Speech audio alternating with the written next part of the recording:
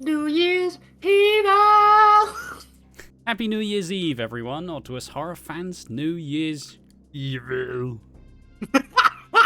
Have you ever been to a New Year's Eve party where some mad bastard calling himself Evil starts offing naughty girls? Me neither! Wow!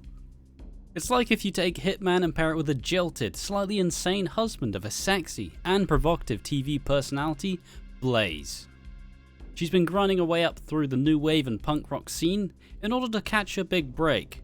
Apparently, that big break starts tonight. Who does she have in her corner though? An estranged husband Richard who's held in Palm Springs, and a son Derek who needs some serious help. Flanked on the stage, our two bands this evening are Made in Japan and Ghost.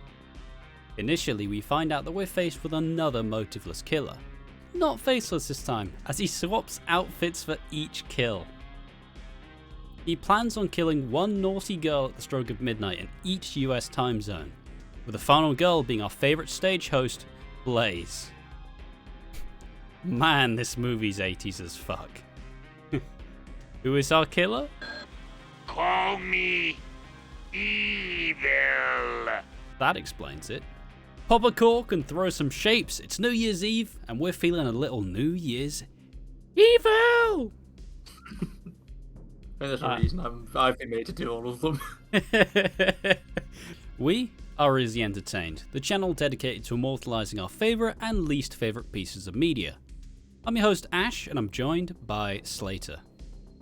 Hello! And tonight, we're reviewing the late night gem, New Year's Evil. Is it going to be one of those nights you remember forever, or is it one you'd rather forget? You decide. Alright, babies, it's time to slam down and get even. It's time to spin out and boil your hair, you know? I want you to brace yourself. Kick off the movie and tensions are high. Deanne Blaze Sullivan's preparing to host her late night countdown. It's stressful because Blaze wants her husband Richard here, but he's too busy partying it up in Palm Springs. Bastard. Interesting as it drips in the seeds of doubt in their relationship. Do they have a rocky relationship? Are they estranged, and why would he be too busy in Palm Springs? Would he not rather be supporting his wife, who's about to make a breakthrough? Otherwise, the man should suggest that she doesn't need him, which could lead to a bit of a power balance issue between the couple. Especially considering it's the 80s, and attitudes towards powerful women aren't necessarily as welcome as they are now. Yvonne, her assistant of some sort, gets taken out by a gloved killer with a stiletto knife. A pretty sweet weapon. Is this the first time a stiletto was actually used as a horror villain weapon? This one has like a thick enough blade to still be menacing. It's fairly long. And, you know, you can menacingly flick it up. I'll be doing that all the time just to fuck with people. Just whoosh, just kidding. It's like the guy at the very start who has the fucking flip knife, but it's just a fucking comb. We then get played in by New Year's Evil! Yeah, it's a good fucking song. Yeah, it's a banger. It's probably one of the better parts of the film. I mean, it's just the opening where they're driving down Los Angeles. They realised this was the moneymaker. They're not wrong, but it's probably the best song in the film. It is the legacy. So, you know, like, you take or those. Fucking Dumb Blondes by Made in Japan. That's a banger. That's the only other one I'd remember. Well, yeah, exactly. And that's what it is. I can't even remember what it sounds like. I just imagine it's like to the fucking Footloose. Dumb Blondes. Dumb Blondes. Pretty much, yeah. Get a little insight into our crowd. These are hard fucking punk rockers. The Dracula-looking motherfucker pulls out a stiletto. But don't worry, it's only a kill. I don't know if he needs a comb because his hair is that far fucking slicked back with so much grease. I don't think it would be physically impossible for it to go any farther back. He gets like an inch in, just stops. It's just stuck in his hair for the night. He just starts screaming as he rips hair out, trying to get it out. Well, I was just trying to comb my hair, but I turned out I accidentally scalded myself. Yeah. One comb, two comb, Tears running down his face. Because the guard's like, "Can I get some tickets? Can I tickets, please? Can I get some fucking tickets?" It's just what are you on, mate? He sounds Irish. Who speaks like this? He's got an auto ticker in his pocket that goes off every second. He's Just a little shock through his finger to remind him to say it. Back to the hotel room, and we meet Blaze's son Derek. He brings her flowers and the kiss on the lips. She spends very little time and wastes little to no attention on Derek. He's proud and wants to tell her that he's got a part in a series called Spaceship America. Only it was Starship Troopers. Oh, Hey, you fit right in. This he's an attractive man. And like the main guy in Starship Troopers genuinely got bullied because he was too attractive. Everybody's like, God, you fucking make us all look bad. Getting the shit kicked out of you by your mates. You are better looking. Spaceship America sounds shite. Blaze is too preoccupied and Derek feels neglected and upset. Perfect example of an attractive man, but his mummy issues make him act like a weird man-child. He's just got mummy issues written all over him. But doesn't this happen? Isn't this like every horror villain ever? Top 75 horror villains with mummy issues. Number 73. He's a fucking dreamboat. Got beautiful hair, got a great face, but he just kind of walks around just like, please give me love. Her set starts off with a bang. She cuts a Jeff Hardy promo hyping up the crowd. It's being televised from a Hollywood hotel. It's being simulcast on radio stations. As they're in different time zones, which hype our main theme of the movie, these different places will hit midnight at different times, leading to a certain person's New Year plan. Blaze takes phone calls from excited fans, but is shocked when she gets a call from Evil. you know, yeah, Jazz, you sound like, you know, like roses are red, violets too. Red roses too. Yeah, it's someone calling from a payphone with a voice modulator, who is saying that they are going to kill a naughty girl when it strikes midnight. She is told that she will be their last victim. Phone voice is it this? Oh, sorry, it was just the instantly phone voice. The phone voice is quite possibly the strangest one in horror. You, Blaze. Ooh, some kind of voice you got there. Sound like the Phantom. Because it's just like, I am evil. It's like, oh shit, they've killed someone, and then I am evil. It's like, fuck off. It is just funny. Just Sounds like Stephen Hawkins on a murder spree. like. Blaze sets the show back on track and we play New Year's Evil! I'll show you. Maybe this isn't going to be such a bad New Year's Eve after all. Hey, bro. Blaze understandably freaks out and demands security. The manager vaguely tries, but he's not taking it too seriously. Away from the concert, we follow a shady-looking figure entering the Crawford Sanitarium. And it's the third time we hear, New Year's Eve! Oh, God. Jesus Christ, you really can't get low. Holy fuck. I believe what you're trying to say is, New Year's Evil!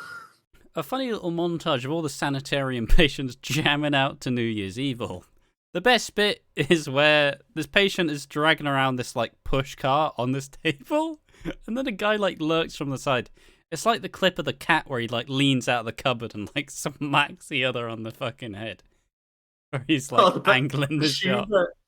Yeah. He leans up and just breaks it. So, yeah, he just grabs this fucking shoe and twats the fucking thing. Perfectly reasonable. This dickhead seemed like he'd be doing it every single day. Just because you're mentally ill doesn't mean you can't be an annoying twat. Our shady figure finds himself in a sanitarium outfit where he meets a nurse, who he smooth talks and butters up with some champagne. He sets up his radio and pops the cork, and this nurse is lapping it up. Does New Year's Eve, does that like yearn to like start the new year doing something important? Does that just make people horny as fuck?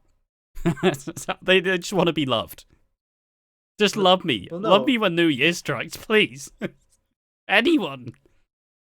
Well, it's just because it's night and you're drunk, so you're probably horny. To be fair, though, he did come fully prepared. He did bring champagne and sex jazz music.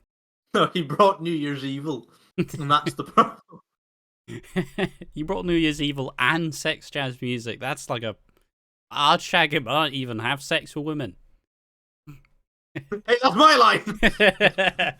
Back to Blaze, who's been talking with a police force. She later calls Derek, who she wants to come to the studio. When he doesn't agree, though, she quickly cuts him off. He says that there's something important to tell her, but she just goes, yeah, see ya, honey, bye. It's like, Blaze, come on. At least give him a bit of attention, like... I get that This is my... This is my mum. I would have killed her off before anything else did. Like, I get it, you're busy, but fuck me, at least give him a sentence. All she did do to her son was say, that's alright, and then let him say, oh yeah, I got this part in a film. Or in a TV series, and she just goes, oh, I'm so proud of you, and gives her a little hug. I have to go work now, but we'll talk more after. Yeah. And I go, okay, that's fine. Settling into the champagne, it appears that the bubbles have gone to the nurse's head as they start necking the shit out of each other. He presses record on his radio, pulls out the stiletto, and goes to town. As the mental patients cheer and the mosh slams around, it struck midnight, and the first victim has been claimed. An embarrassing mosh later, and Evil calls again. He says, This is evil. You imagine that in prison. You have a collect call from Evil. He replays the death of the nurse on his radio over the phone, and this once again understandably scares Blaze. Meanwhile, Derek's having a meltdown. He rips a pair of Blaze's pantyhose, puts them over his head, and then puts a pin on it. What is he doing? He looks like he's just having a painful wank. She'll love me now. It's just... What is this? He feels neglected and wants attention, but motherfucker, putting some pantyhose over your head and putting a pin in your ear is not gonna do it, mate. He gets upset over her dancing sexy on stage and rips up the flowers. And yeah, it was a 2-minute fucking music break. Boy, that sort of stuff really works. I stopped biting my nails. Lisa got rid of her nervous diarrhea. Sally, please. He's preparing his next disguise. A mustache. It's can everybody do this, please? Can everybody just wear a shit mustache? He does have a furry caterpillar. Oh, I need a disguise. Get a mustache. I'm amazed he didn't have one of those, like, you know, glasses with a fake nose and the mustache. Nah, I can't beat the stash.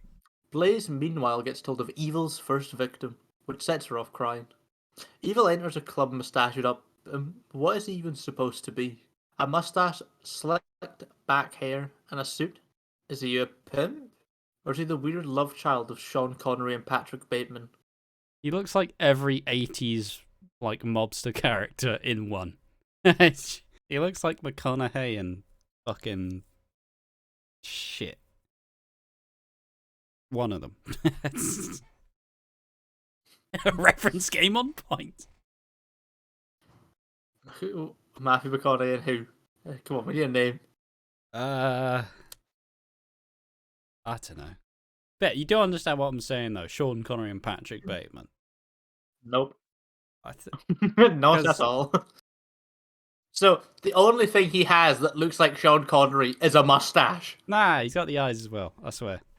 Nobody gets it. He doesn't look like Sean Connery.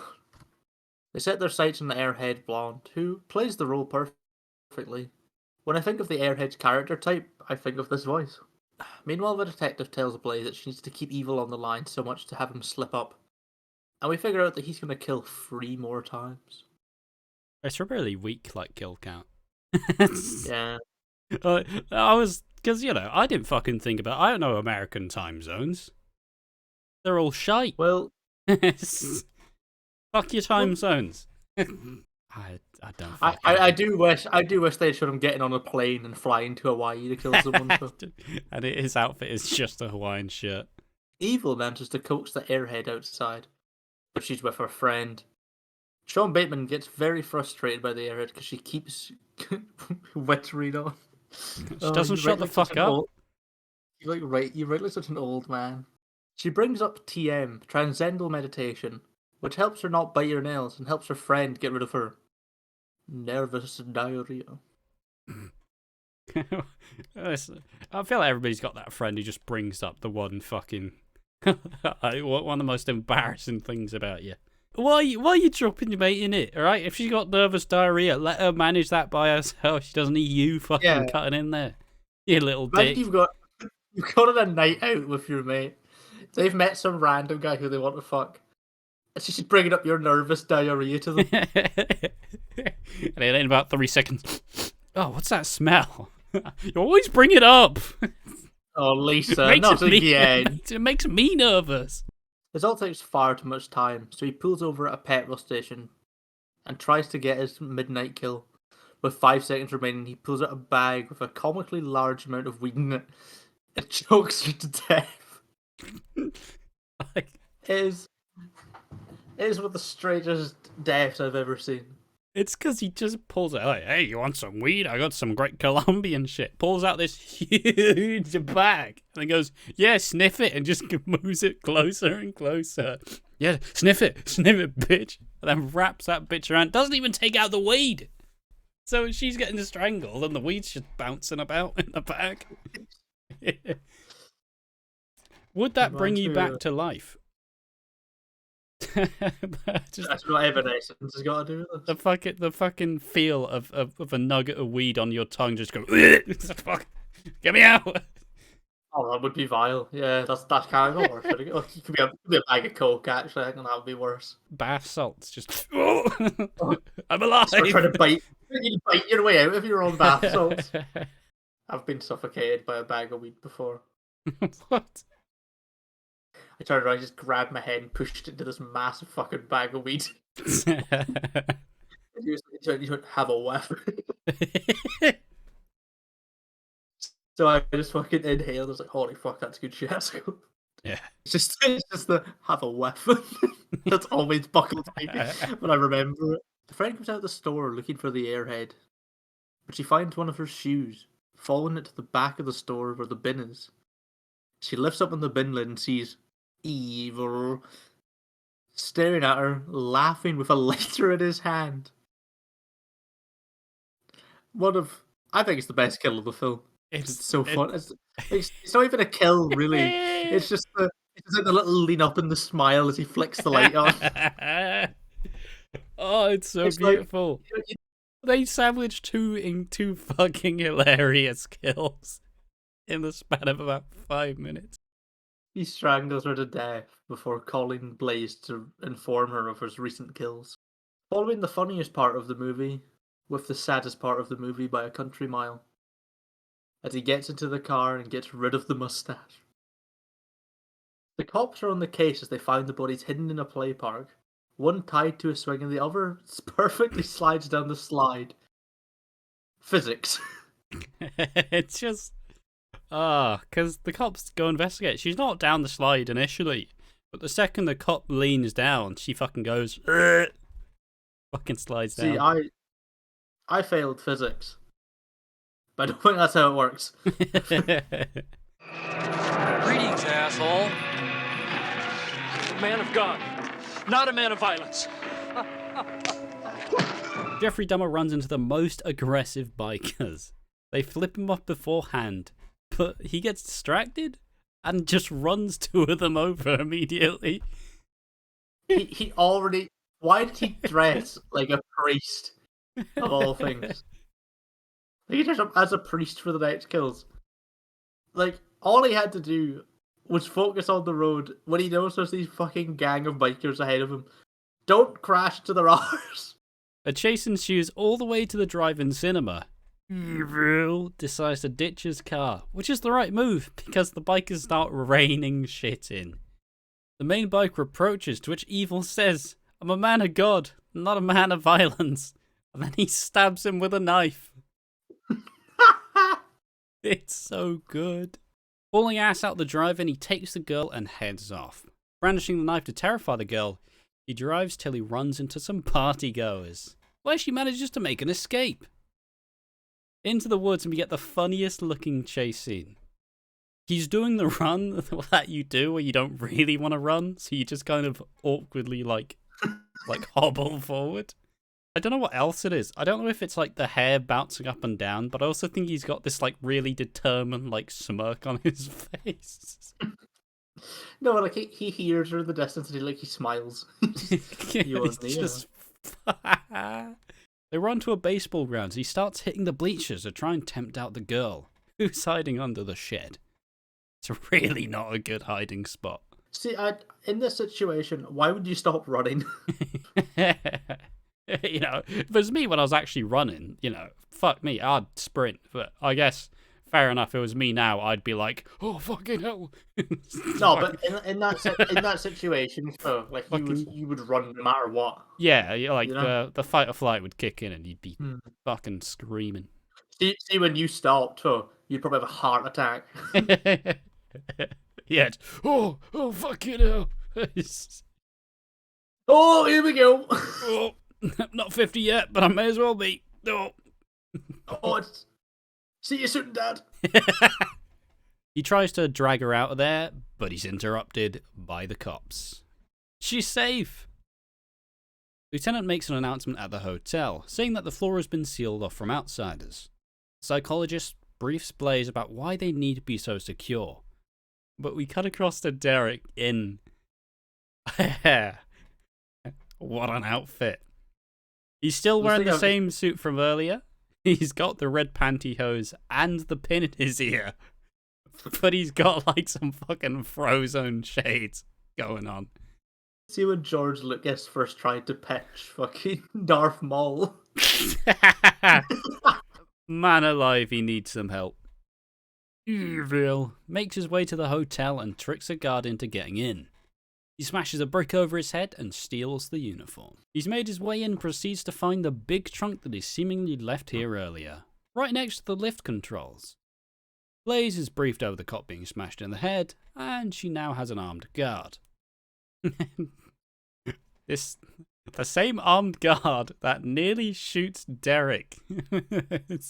Because Derek's just awkwardly in the fucking bedroom. Oh. It's like he was trying to get shot. Obviously, Derek gets upset and runs away and also she doesn't give him any attention again. The guard is sent away as a masked man in a tracksuit appears with a knife. Decide to not use it and they take the mask off. It's Evil. Or Richard Sullivan, Diane's estranged husband. She briefs him over the whole Evil situation and tells him that she'll meet him and Derek after the show. He does offer to accompany her, but she revokes his offer anyways. He's disappointed, but, just leaves. Noticing a bit of a theme here with loved ones in Blaze's life.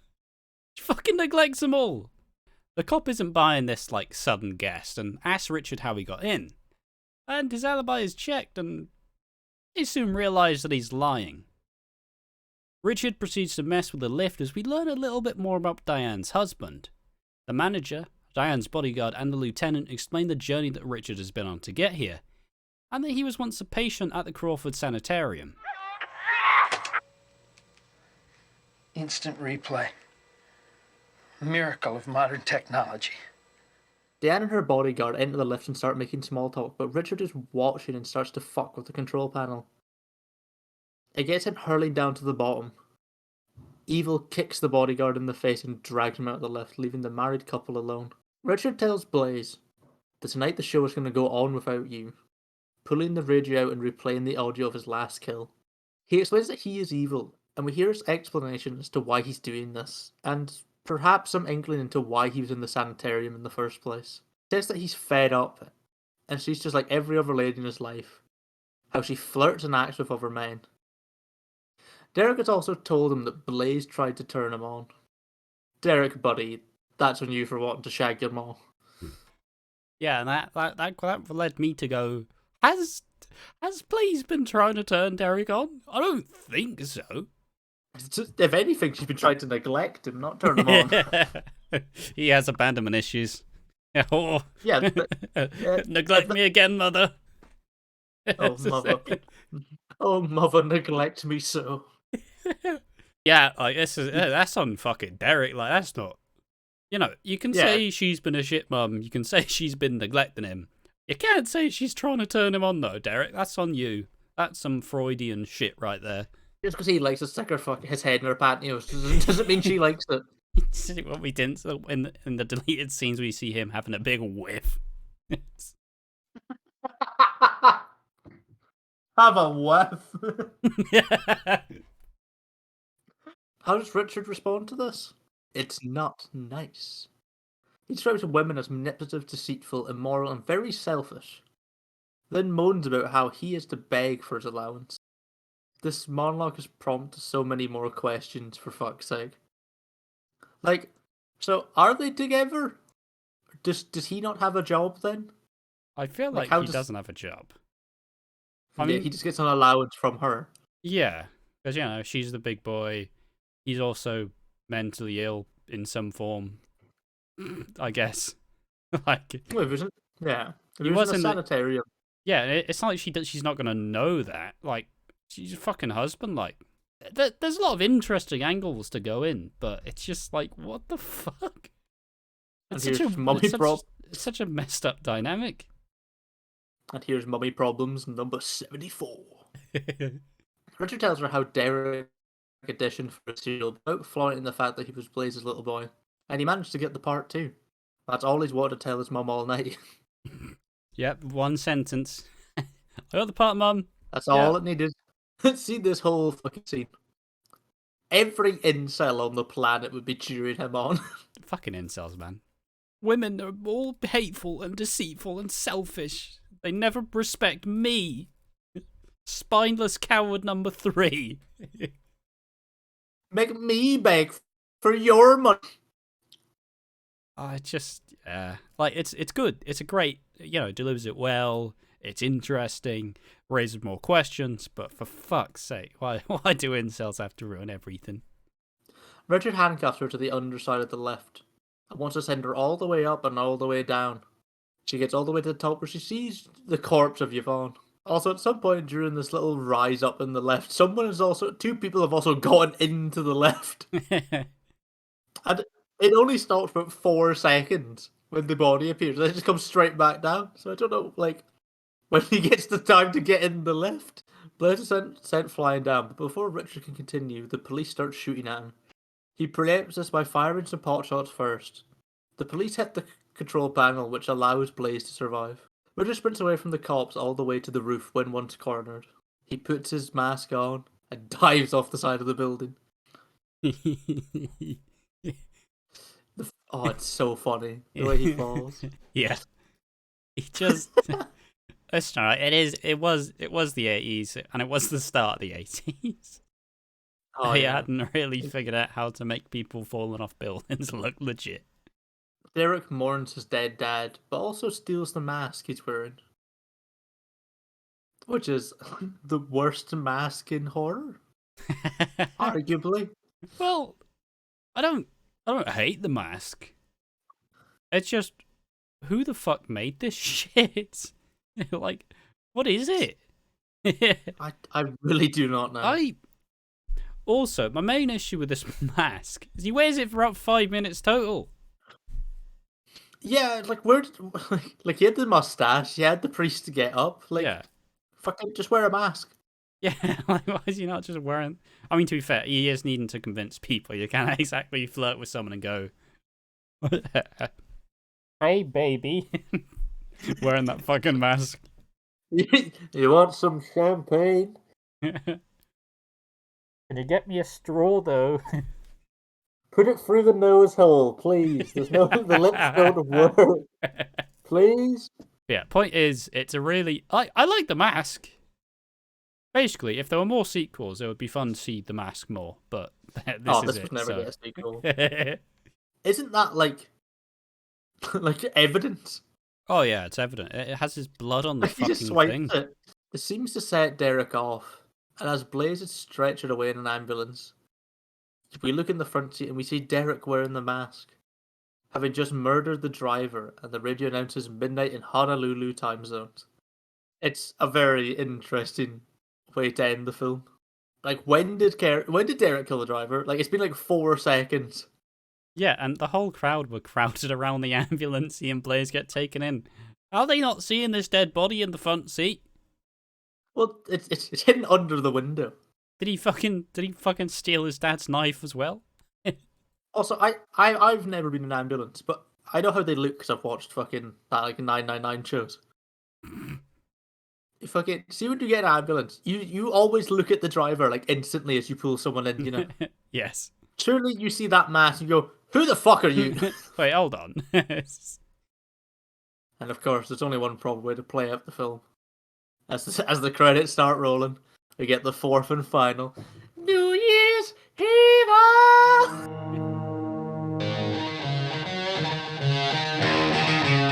All right, and that was New Year's Evil. A campy, not the best, but still pretty fucking funny, pretty entertaining horror movie. But like in looking at it for writing the script and trying to figure it out, it's actually stupidly enjoyable. Oh, it's just fun. It's just a fun, dumb horror film. It just works on like the dumb logic, but it's also amazing. But like some of these kills, I'm gonna remember for a while. First, I'm gonna remember the mustache because he's just swapping costumes. Second, I'm gonna remember the bag of weed strangulation, and then him hiding in the fucking bin with the lighter on.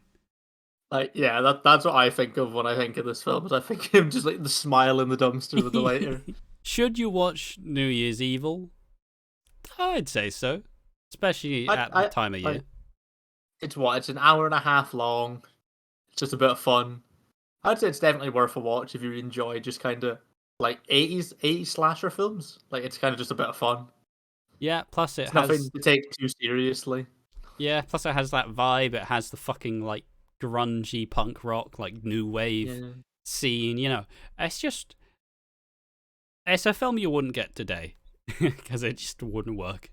Oh no! Like, it's also half a musical because there's multiple times in the film where it just goes to Shadow and Made in Japan. It just plays like a minute and a half of a song. I suppose we do this every one. I don't know if I've kept it in half the videos.